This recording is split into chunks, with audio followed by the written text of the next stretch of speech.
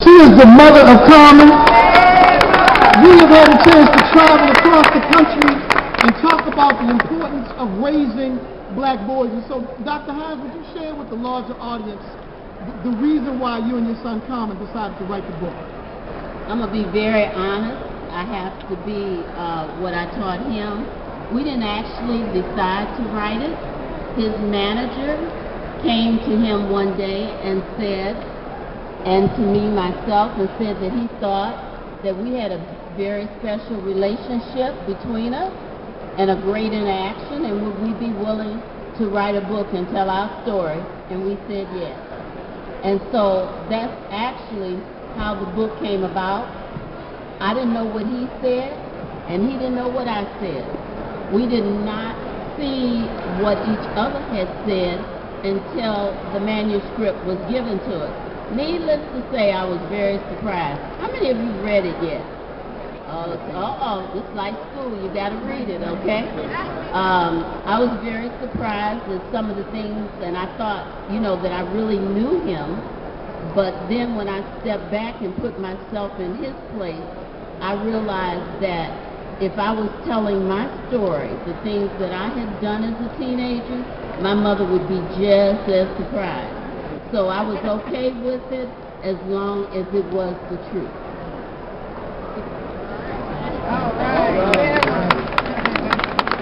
And so, Brother Carmen, come on up here, man, and share with us, man, the body of work and why you decided to write this inspiring biography about your life and some of the challenges as well as some of your triumphs.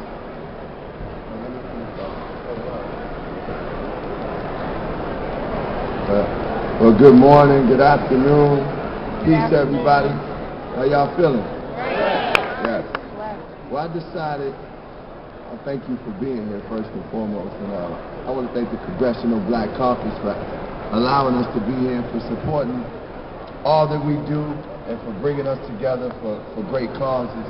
I just want to thank them. I'm glad to be here, I feel grateful to be here.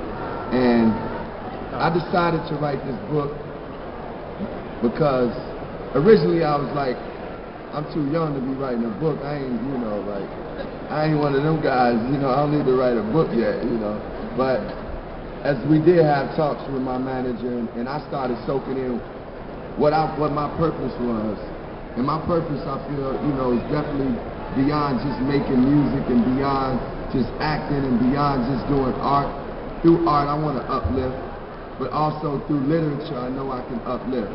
And I felt that if I was able to tell some of my experiences and my stories, they would hopefully inspire somebody and motivate people, and also allow us to be honest with ourselves, because part of this book was just me being able to be honest with myself, whether it was dealing with the fears that I had, dealing with the doubts, dealing with the heartbreaks, dealing with my relationship with God, my relationship with Chicago, my relationship with my mother, just really discussing those things, talking about those things, and hoping that other human beings can relate to that and say, hey, it's something that Carmen did in his life that is really not too much different from my life, and he aspired and kept his focus and tried to get there, and he made mistakes, and he may have flaws and did some crazy things, but I see him doing well in certain areas, so I can do the same thing.